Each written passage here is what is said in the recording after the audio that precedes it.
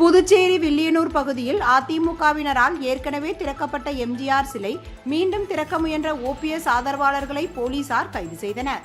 புதுச்சேரி மாநிலம் வில்லியனூர் பகுதியில் நிறுவப்பட்டுள்ள எம்ஜிஆர் சிலை கடந்த ஆண்டு சாலை விரிவாக்கத்திற்காக அகற்றப்பட்டதை கண்டித்து அதிமுகவினர் போராட்டத்தில் ஈடுபட்டனர்.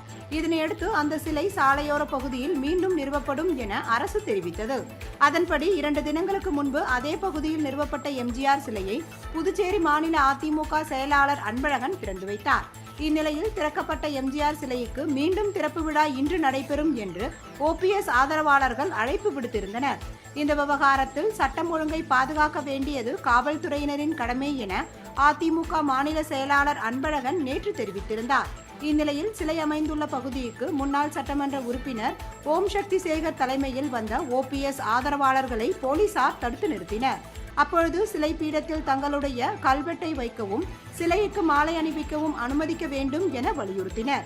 இதனால் பதற்றம் ஏற்பட்டதை அடுத்து அங்கு போலீசார் குவிக்கப்பட்டனர். சம்பவ இடத்திற்கு அதிமுக மாநில செயலாளர் அன்பழகன் தலைமையில் அதிமுகவினரும் குவிந்ததால் இரு தரப்பினருக்கும் இடையே மோதல் ஏற்படும் சூழல் உருவானது.